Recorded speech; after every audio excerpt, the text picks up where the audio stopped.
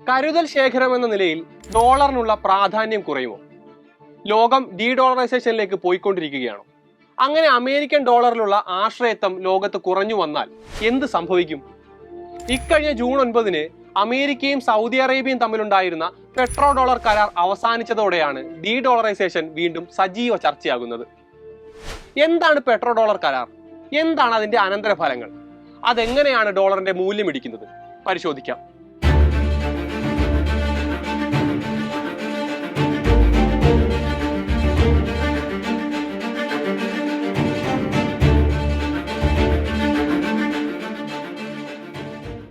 Petro dollar കരാറിന്റെ പ്രാധാന്യം മനസ്സിലാക്കണമെങ്കിൽ ചരിത്രത്തിലേക്ക് പോകണം. 2 ലോകയുദ്ധങ്ങളിൽ ലോകരാജ്യങ്ങളെല്ലാം സാമ്പത്തികമായി തകർന്നപ്പോഴും യുദ്ധ കച്ചവടങ്ങളിലൂടെ സാമ്പത്തികമായി വലിയ നേട്ടം കൈവരിച്ച രാജ്യമാണ് അമേരിക്ക.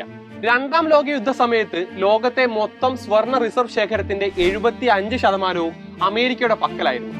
1910 കേവലം 2000 ടണ്ണുണ്ടായിരുന്ന സ്വർണ്ണ ശേഖരം 1940 ആകുമ്പോഴേക്കും 20,000 ടണ്ണായാണ് വർദ്ധിച്ചത്. അപ്പോൾ പറഞ്ഞു വന്നത് യുദ്ധസമയത്തെ അമേരിക്കയുടെ വളർച്ചയെക്കുറിച്ചാണ്. ഈ അവസരം മുതലെടുത്തുകൊണ്ടാണ് 1944 അമേരിക്ക ബ്രെട്ടൺ വുഡ്സ് എന്നറിയപ്പെടുന്ന കരാർ അവതരിപ്പിക്കുന്നത്.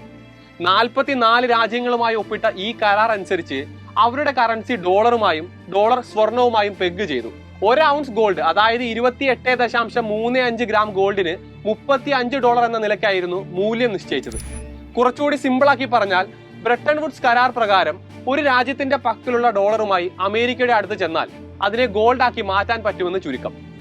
ഇതിലൂടെ മറ്റൊരു കറൻസിക്കുമില്ലാത്ത മൂല്യവും വിശ്വാസ്യതയുമാണ് ഡോളറിന് കൈവന്നത്. കൂടാതെ ഈ കരാറിന്റെ ഭാഗമായി 2 പ്രധാന സ്ഥാപനങ്ങൾ കൂടി നിലവിൽ വന്നു: വേൾഡ് ബാങ്കും IMF-ഉം. ഇതിലൂടെ ഡോളർ നിരവധി രാജ്യങ്ങളുടെ വിദേശ നാണ്യ കരുതൽ ശേഖരത്തിനുള്ള കറൻസിയായി. എന്നാൽ 1970-കളോടെ അമേരിക്കയുടെ പക്കലുണ്ടായിരുന്ന സ്വർണത്തിന്റെ കരുതൽ ശേഖരം വലിയ തോതിൽ കുറയുകയാണ് ഉണ്ടായത്. 40-കളിൽ 22,000 ടണ്ണുണ്ടായിരുന്ന ശേഖരം 10,000 ടൺ എന്ന നിലയിലേക്കാണ് കൂപ്പുകുത്തിയത്. വിയറ്റ്നാം യുദ്ധവും സ്വർണ്ണ വിലയിലെ കുതിച്ചുചാട്ടവും എല്ലാം അമേരിക്കയ്ക്ക് തിരിച്ചടിയായി. അങ്ങനെ ഡോളറിന് പകരം സ്വർണം എന്ന കരാറിൽ നിന്ന് അമേരിക്കയ്ക്ക് പിന്മാറാൻ കഴിയില്ലെന്ന നിലയെത്തി. ഒടുവിൽ 1973 അന്നത്തെ അമേരിക്കൻ പ്രസിഡന്റായിരുന്ന റിച്ചാർഡ് നിക്സൺ ഡോളറിന് പകരം സ്വർണം ലഭിക്കുമെന്ന വാഗ്ദാനം അവസാനിപ്പിച്ചു. പക്ഷേ ഈ വിഷയങ്ങളെല്ലാം മുൻകൂട്ടി കണ്ടിരുന്ന അമേരിക്ക വ്യക്തമായൊരു ബദൽ പദ്ധതി ഉണ്ടാക്കിയ ശേഷമായിരുന്നു ബ്രെട്ടൺ വുഡ്സ് കരാർ നിർത്തിവെച്ചത്.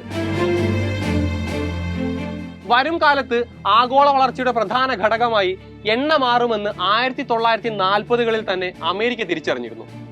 അതിന്റെ ഭാഗമായി 1945 തന്നെ ഡോളറിന്റെ ഭാവിയെ സുരക്ഷിതമാക്കാനുള്ള കരാർ അമേരിക്ക ഉണ്ടാക്കി. മറുഭാഗത്ത് ലോകത്തെ ഏറ്റവും വലിയ എണ്ണ ഉൽപാദകരായ സൗദി അറേബ്യ ആയിരുന്നു. സൗദിയുടെ എണ്ണപ്പാടങ്ങളെ ആക്രമണങ്ങളിൽ നിന്ന് സംരക്ഷിക്കാം, പക്ഷേ ഏത് രാജ്യവുമായി എണ്ണ വ്യാപാരം നടത്തുമ്പോഴും അത് ഡോളറിലായിരിക്കണമെന്ന് തന്നെയായിരുന്നു അമേരിക്കയുടെ ഉപാധി. ഇത് സൗദി അംഗീകരിക്കുകയും ചെയ്തു. എന്നാൽ 45-ലേത് ഒരു അനൌദ്യോഗിക കരാർ മാത്രമായിരുന്നു. പിന്നീട് ഇത് ഔദ്യോഗികമായി ഒപ്പുവെക്കുന്നത് 1974-ലാണ്. അന്നത്തെ സൗദി കിരീടാവകാശിയും അമേരിക്കൻ വിദേശകാര്യ സെക്രട്ടറി ഹെൻറി കിസിഞ്ചറും തമ്മിലായിരുന്നു 1974 ജൂണിൽ കരാറിൽ ഏർപ്പെട്ടത്. കരാർ പ്രകാരം സൗദി അറേബ്യയ്ക്ക് വർദ്ധിച്ച സാമ്പത്തിക സൈനിക സഹായം നൽകുമെന്ന് അമേരിക്കയും US ഡോളറിൽ എണ്ണ വ്യാപാരം ചെയ്യാമെന്ന് സൗദിയും ഉറപ്പു നൽകി. അങ്ങനെ വന്നതോടെ ലോകത്തെ എല്ലാ രാജ്യങ്ങൾക്കും എണ്ണ വാങ്ങണമെങ്കിൽ ഡോളർ വേണമെന്ന അവസ്ഥ നിലവിൽ വന്നു. കാരണം ലോകത്തെ ഏറ്റവും വലിയ എണ്ണ കയറ്റുമതി രാജ്യം സൗദി ആണെന്ന വസ്തുത തന്നെ. എണ്ണ വാങ്ങാൻ ഡോളർ വേണ്ടതിനാൽ എല്ലാ രാജ്യങ്ങളും അവരുടെ ഫോറക്സ് റിസർവുകൾ ഡോളറിൽ സൂക്ഷിക്കുന്നത് തുടർന്നു. അങ്ങനെയാണ് കഴിഞ്ഞ അരനൂറ്റാണ്ടിലധികം കാലം വിപണിയിലെ തങ്ങളുടെ അപ്രമാദിത്വം അമേരിക്ക കാത്തു സൂക്ഷിച്ചത്. ആ കരാറാണ് 2024 ജൂൺ 8 അവസാനിച്ചത്. കരാർ പുതുക്കുന്നില്ലെന്നാണ് സൗദിയുടെ നിലപാട്. പക്ഷേ ഇനി മുതൽ എണ്ണ വ്യാപാരം ഡോളർ അല്ലാത്ത കറൻസിയിൽ നടത്തുമെന്നോ ഇല്ലെന്നോ ഒന്നും സൗദി പറഞ്ഞിട്ടില്ല. അതുകൊണ്ട് തന്നെ നിലവിൽ ഡോളർ സേഫ് ആണെങ്കിലും ആഗോളതലത്തിൽ ഡി ഡോളറൈസേഷൻ പ്രക്രിയയുടെ വേഗത വർദ്ധിച്ചു എന്നത് വസ്തുതയാണ്. എന്താകും അതിനുള്ള കാരണങ്ങൾ എന്നുകൂടി നമുക്കൊന്ന് പരിശോധിക്കാം. ഡോളറിന്റെ വിപണി മൂല്യം കാരണം ലോക രാജ്യങ്ങൾ അവരുടെ ഫോറക്സ് റിസർവുകൾ ഡോളറിലാണ് സൂക്ഷിച്ചിരുന്നത് എന്നത് നേരത്തെ സൂചിപ്പിച്ചല്ലോ. ഈ ഒരു പോയിന്റ് ആണ് അമേരിക്ക പലപ്പോഴായി ആയുധമാക്കിയത്. 2022 റഷ്യയുടെ യുക്രൈൻ അധിനിവേശത്തിന് പിന്നാലെ അമേരിക്ക പശ്ചിമേഷ്യൻ രാജ്യങ്ങളിലുള്ള റഷ്യയുടെ ഡോളറിൽ സൂക്ഷിച്ചിരുന്ന 300 ബില്യന്റെ റിസർവ് ശേഖരമാണ് മരവിപ്പിച്ചത്. അതുപോലെ താലിബാൻ ഭരണത്തിലേറിയതിന് പിന്നാലെ ന്യൂയോർക്കിലുള്ള ഫെഡറൽ റിസർവ് ബാങ്കിലെ അവരുടെ $700 കോടി മരവിപ്പിച്ചിരുന്നു. ഇങ്ങനെ പോയാൽ ഏതൊരു രാജ്യത്തെയും സാമ്പത്തികമായി ശിക്ഷിക്കാൻ അമേരിക്കയ്ക്ക് സാധിക്കുമെന്ന അവസ്ഥ വന്നു. ഈ ഭയമാണ് ലോകത്തെ പല സെൻട്രൽ ബാങ്കുകളെയും ഡോളർ റിസർവ് വിറ്റഴിച്ച് സ്വർണം വാങ്ങിക്കൂട്ടാൻ പ്രേരിപ്പിച്ചത്. കണക്കുകൾ പരിശോധിക്കുകയാണെങ്കിൽ 2022-നും 2023-നും ഇടയിൽ 1000 ടൺ സ്വർണമാണ് വിവിധ സെൻട്രൽ ബാങ്കുകൾ വാങ്ങിക്കൂട്ടിയത്.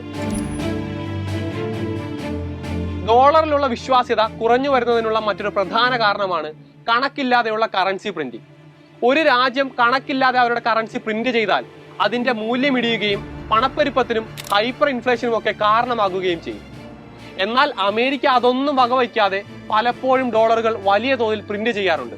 കൊറോണ പടർന്നു പിടിച്ച 2020-ൽ മാത്രം അമേരിക്ക പ്രിന്റ് ചെയ്തിറക്കിയത് 4 ട്രില്യൺ പുതിയ ഡോളറാണ്.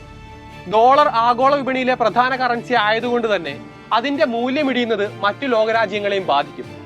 അതായത് ലോകത്തെ റിസർവ് കറൻസിയുടെ 58.9% ഡോളറിനായതിനാൽ എല്ലാ രാജ്യങ്ങളെയും ഇത് പ്രതികൂലമായി ബാധിക്കുമെന്ന് സാരം. അതേസമയം ഡോളറിന് ആവശ്യക്കാർ ഉള്ളതിനാൽ അമേരിക്കയ്ക്ക് വലിയ ആഘാതം ഉണ്ടാവുകയുമില്ല. ഇതിനെല്ലാം പുറമെ ലോക വിപണിയിലെ ചൈനയുടെ കുതിച്ചുചാട്ടവും ഡി ഡോളറൈസേഷന്റെ ആക്കം കൂട്ടാനുള്ള പ്രധാന കാരണങ്ങളിൽ ഒന്നായി മാറിയിട്ടുണ്ട്. ലോക രാജ്യങ്ങൾക്കിടയിൽ പ്രധാനമായും വ്യാപാരം നടന്നിരുന്നത് അമേരിക്കയുമായിട്ടായിരുന്നു. എങ്കിൽ ഇപ്പോഴത് ചൈനയായിട്ടാണ്.